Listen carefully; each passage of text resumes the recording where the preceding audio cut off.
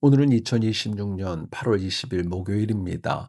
위치단위 장로교회 보이스 만나로 하루를 시작하는 여러분 모두를 우리 주님의 이름으로 축복합니다.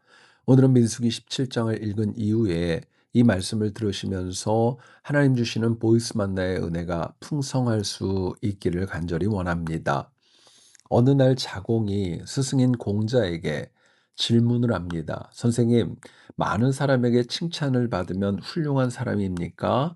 이에 공자는 아니다. 사람들에게 뇌물을 주고 속임으로 칭찬을 받을 수도 있기 때문에 많은 사람에게 칭찬을 받는다고 다 훌륭한 사람은 아니다. 답했습니다. 이어서 자공이 또 묻습니다. 그러면 모든 사람에게 악담을 듣는 사람이 훌륭한 사람입니까?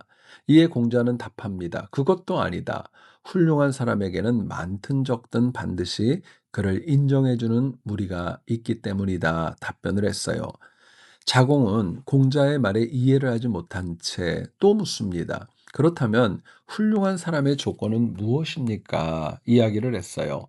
그러자 공자가 이렇게 답변을 합니다. 훌륭한 사람이 훌륭하다고 인정을 한다면 그는 훌륭한 사람이다. 얼마나 많은 사람에게 인정을 받는가 이것보다 누구에게 인정을 받는가 이것이 더 중요한 문제이다 말을 했던 겁니다. 여러분 기억합시다. 핵심은 이거예요. 모든 사람의 인정을 받는 것보다 옳은 사람의 인정을 받는 것이 더 중요하다는 겁니다. 그런데 정말 훌륭한 사람은요, 죄인인 인간이 아니라 살아계신 하나님의 인정을 받는 사람입니다. 이유가 있다면 사람은 상황과 처지, 심지어 감정에 따라 사람을 인정하기도 하고 비판하기도 하지만 하나님의 인정하심이 가장 정확하기 때문에 그렇습니다. 하나님은요, 창세기 6장 9절에서 이렇게 말씀합니다. 노아를 의인이요 당대의 완전한 자요 하나님과 동행하는 자다 말씀합니다. 하나님은 욥기 1장 1절에서 욥은 온전하고 정직하여 하나님을 경외하며 악에서 떠난 자다 말씀하셨어요. 하나님은 사도행전 13장 22절에서 내가 다윗을 만나니 내 마음에 맞는 사람이라 내 뜻을 다 이루리라 말씀하셨어요. 하나님은 주의 백성 가운데 누군가를 인정하시며 사람들에게는 물론이고 심지어 마귀에게까지도 자랑을 하셨습니다. 이를 보면 인생의 최고의 목적은 사람과 세상이 아니라 하나님께 인정받는 삶을 살아가야 함에 있습니다. 민수기 17장은 고라의 반역 사건 이후에 하나님께서 모든 지파 가운데 레위 지파 아론을 인정해 주시는 내용을 말씀합니다. 이미 살펴보았어요. 어제 우리는 고라와 약 250여 명이 모세와 아론을 비방하다가 하나님의 심판으로 죽었다는 것을 살펴보았습니다. 이에 하나님은 이스라엘 모두가 알도록 아론의 권위를 인정해주고 싶으셨어요. 그래서 이스라엘 12지파 수령이 각각 지팡이를 준비하게 하셨고 민수기 17장 5절은 그 이유를 이렇게 설명합니다. 내가 택한 자의 지팡이에는 싹이 나리니 이것으로 이스라엘 자손이 너희에게 대하여 원망하는 말을 내 앞에서 그치게 하리라. 달리 말하면 하나님께서 인정하시는 자를 분명히 보여주시겠다는 선언이고 더는 하나님께서 인정하시는 자를 힘들고 괴롭게 하지 말아야 된다는 거 강조하셨던 겁니다. 그리고 그 결과를 민수기 17장 8절은 이렇게 얘기를 합니다. 이튿날 모세가 증거의 장막에 들어가 본즉 레위 집을 위하여 낸 아론의 지팡이에 움이 돋고 순이 나고 꽃이 피어서 살구 열매가 열렸더라 말씀을 합니다. 하나님은요, 민수기 17장 5절에서 하나님께서 택한 지파, 그 수령의 지팡이에 그냥 싹이 날 것이다 말씀하셨어요. 그런데 성경은 아론의 지팡이에 움이 돋고 순이 나고 꽃이 피어서 살구 열매가 맺혔다 말씀합니다. 당시 고라와 250여 명의 반역자는 모세와 아론의 지도력, 아론 가문이 제사장이 됨에 불만과 원망이 깊었던 것이죠. 그래서 하나님은 지팡이에 싹이 나는 것을 넘어서 움이 돋고 순이 나고 꽃과 살구 열매가 맺히게 하셨습니다. 이는 하나님께서 아론을 확실하게 인정하심을 모든 이스라엘 자손 앞에서 분명히 보여주신 사건이었습니다. 여러분 생각해 보세요. 지팡이는요, 살아있는 나무가 아니라 죽어있는 나무입니다.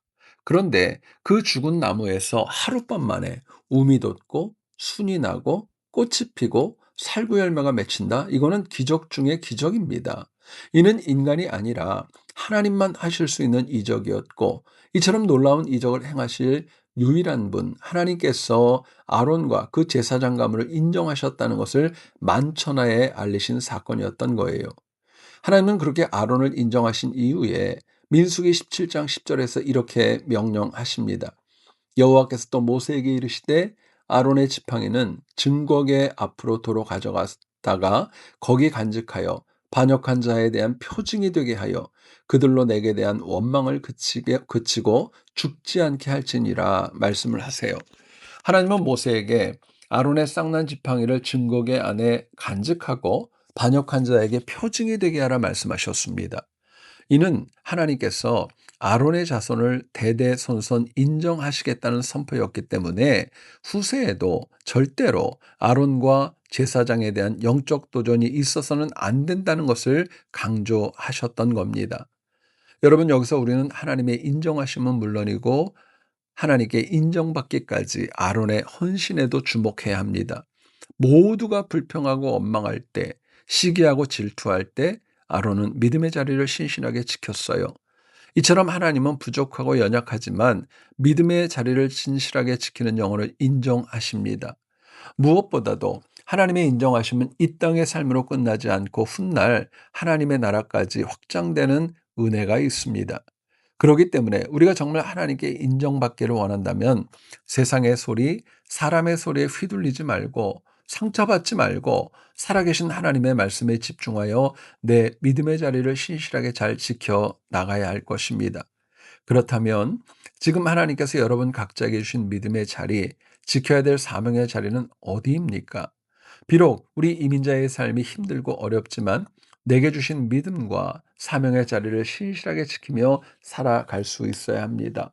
오늘도 우리가 내게 주신 믿음의 자리를 잘 지킴으로 인하여서 사람과 세상보다 살아계신 우리 하나님께 인정받고 승리하는 복된 하루가 되기를 간절히 축복합니다. 하나님, 오늘도 우리를 말씀 앞으로 이끌어 주시니 감사합니다. 우리는 날마다 세상에서 성공하고 인정받기 위해서 많은 시간과 노력을 기울이며 살아갑니다. 반면에 내 삶의 주인이신 하나님께 인정받는 삶을 위해서 투자하는 시간 너무도 작음을 고백합니다. 한 번뿐인 우리의 인생이 더욱 복되기 위해서 우리가 세상과 사람이 아니라 하나님께 인정받는 삶을 살아가도록 도와주시옵소서. 이를 위해 아론처럼 믿음의 자리를 신실하게 지킴으로 인하여서 하나님의 인정과 사랑으로 오늘도 승리하도록 역사하여 주시옵소서. 오늘도 하나님께서 피값으로 세우신 위치탄 인장 노교회를 주목하시고 보호하여 주시며 이 교회를 섬기는 주의 백성들과 말씀 앞에 선 주의 자녀들, 그 가정과 자녀와 생업과 직장과 그 미래 위에 하나님의 은혜를 채워 주옵소서. 예수님의 이름으로 기도드립니다. 아멘.